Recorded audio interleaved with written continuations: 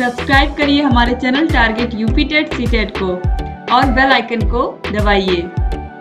Hello friends, मैं रेनू स्वागत करती हूँ आप सभी भावी अध्यापक एवं अध्यापिकाओं का आपके अपने channel target UP TET CTET में। दोस्तों, आप में से बहुत सारे भाई बहन ऐसे हैं जो लगातार हमसे पूछ रहे हैं कि मैम रिजल्ट आ चुका है, अब डीएलएड का रिजल्ट आने के बाद जो अगला सेमेस्टर है या जिनका बैक लग गया है या अगले सेमेस्टर के पेपर कब तक होंगे और बैक पेपर कब तक होंगे। दोस्तों, ये पूरी वीडियो आप लोग ध्यान से देखिएगा, सारी जानकारी मैं आपको दूंगी और पूरी क्लियर जानकारी यहाँ पर मिलेगी आपको, बिल्कुल कंफ्यूजन कहीं नहीं रह जाएगा।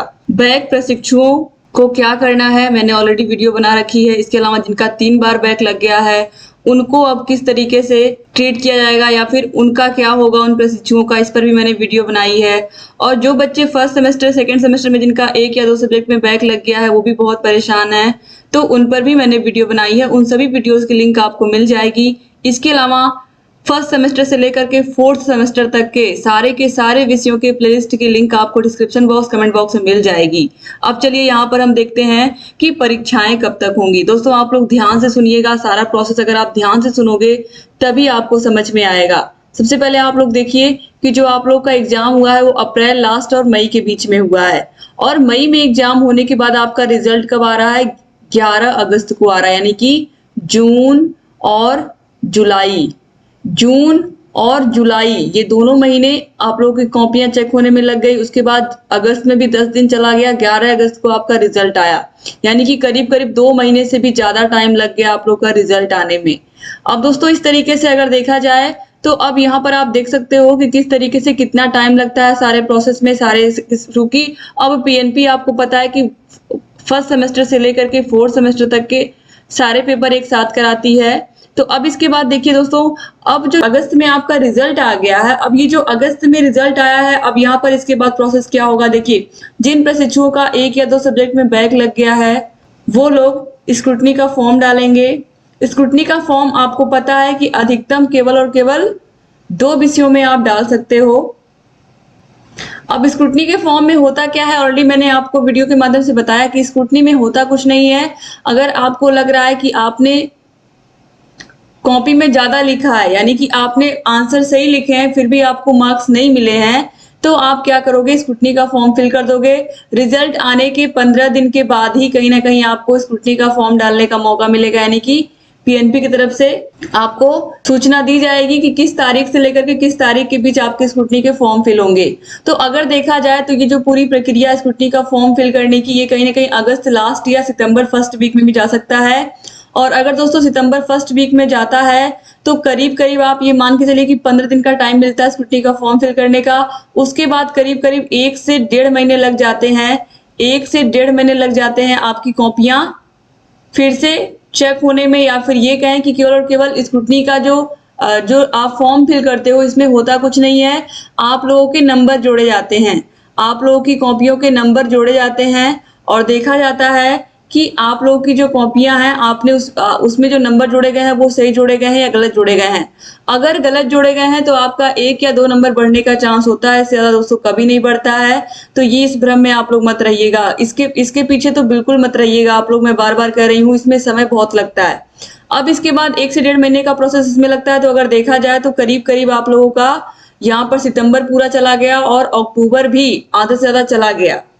तो अगर 15 अक्टूबर के बाद दोस्तों, अब अगर 15 अक्टूबर के बाद आप लोगों का जो एग्जाम है, एग्जाम की डेट आती है, तो उससे पहले आपको पता है कि फॉर्म फिल कराए जाएंगे, एग्जाम फॉर्म फिल कराए जाएंगे। तो अगर 15 अक्टूबर के बाद एग्जाम फॉर्म फिल कराए जाएंगे तो कम से कम 2 हफ्ते का टाइम आपको पता है, 15 दिन का टाइम आप लोग के एग्जाम फॉर्म में चला जाता है। तो एग्जाम फॉर्म में चला जाएगा और कहीं ना कहीं अगर ये स्थिति है तो आप देख सकते हो कि जो आपकी परीक्षा है वो नवंबर में जा रही है, यानी कि नवंबर से पहले आप लोगों के एग्जाम होना करीब करीब असंभव है, आप ये मान लीजिए। तो अब आपको ये बात समझ में आ गई होगी कि एग्जाम होने के बाद, रिजल्ट निकलने के बाद जिन बच्चों का बैक होता है, जिनको लगता है मेरा नंबर बढ़ना चाहिए, वो स्क्रूटनी का फॉर्म निकलता है तो स्क्रूटनी का फॉर्म फिल करते हैं। और स्क्रूटनी का फॉर्म फिल करने के बाद उनकी कॉपियां फिर से, उनकी कॉपी में नंबर फिर से जोड़े जाते हैं और फिर से रिजल्ट आता है। और जब रिजल्ट आ जाता है उसके बाद फिर अगले सेमेस्टर के जो फॉर्म है वो फिल होने शुरू होते हैं। तो इस तरीके से इस सारी प्रक्रिया में करीब करीब 2 महीने का 2.5 महीने का टाइम चला जाता है, इससे ज़्यादा ही चला जाता है दोस्तों। और फिर उसके बाद अगले सेमेस्टर के एग्जाम फॉर्म फिल कराए जाते हैं। तो इस तरीके से जो प्रक्रिया है वो बहुत लंबी है। तो नवंबर से पहले, नवंबर सेकेंड वीक या थर्ड वीक भी आप कह सकते हो, इससे पहले आप लोग का जो सेमेस्टर एग्जाम है, एग्जाम यानी कि फर्स्ट सेमेस्टर हो, चाहे सेकेंड हो, चाहे थर्ड हो, चाहे फोर्थ हो, ये होना असंभव है। तो आप लोगों को समझ में आ गया होगा कि आपके पास अच्छा खासा टाइम है। अभी आपके पास अगस्त में भी आधा अगस्त बचा हुआ है, सितंबर है, अक्टूबर है। आप इस समय को अगर चाहें तो बहुत अच्छे से सदुपयोग कर सकते हैं। 2.5 महीने के टाइम में अगर आप चाहें तो अपने सारे के सारे विषयों की तैयारी बहुत ही बेहतर तरीके से कर सकते हैं। हर एक विषय के पूरे चैप्टर्स को मैंने खुद पढ़ाया है, वो भी अपने हाथों से नोट्स लिख करके बनाए हैं। आपको सारे के सारे विषयों की link description box, comment box में मिल जाएगी। आप सारे के सारे विषयों को देख सकते हो दोस्तों। और आप चैनल को अगर अभी तक आपने सब्सक्राइब नहीं किया तो तुरंत सब्सक्राइब कर दीजिए, क्योंकि आपके हर एक डाउट को भी हम क्लियर करते हैं और आपके सारे विषयों को भी पढ़ाते हैं। और डीएलएड के हर एक सेमेस्टर के लिए हमने बहुत मेहनत की दोस्तों। जिन प्रशिक्षुओं ने हमसे पढ़ा है उन्होंने रिजल्ट भी अच्छा दिया है और लगातार बच्चे बता भी रहे हैं कि उनके रिजल्ट बहुत अच्छे गए हैं। तो आप लोग प्लीज चैनल से बने रहिए, चैनल को सब्सक्राइब कर लीजिए और इस वीडियो को अपने कॉलेज के ग्रुप में अपने फ्रेंड्स को जरूर शेयर करिएगा, ताकि सभी को ये जानकारी सही से मिल पाए कि नवंबर से पहले जो पेपर है वो बिल्कुल ही संभव नहीं है होना। तो अभी आपके पास अच्छा खासा टाइम है, इसमें आपको मेहनत करनी है, इसमें आपको जो डाउट है वो पूछने हैं और सारे के सारे विषयों की तैयारी मेहनत से करनी है। और जब आप मेहनत से पढ़ाई करोगे तो आपका रिजल्ट भी अच्छा ही होगा।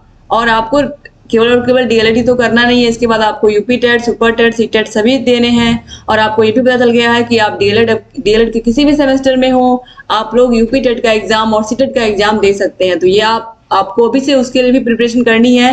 तो सारी चीजों को ध्यान में रखते हुए आप तैयारी करिए। और जहां कहीं कोई भी समस्या आ रही है, कोई भी डाउट है, हमसे पूछते रहिए। तो डिस्क्रिप्शन बॉक्स, कमेंट बॉक्स में सारे के सारे सेमेस्टर्स की वीडियोस की लिंक आपको मिल जाएगी।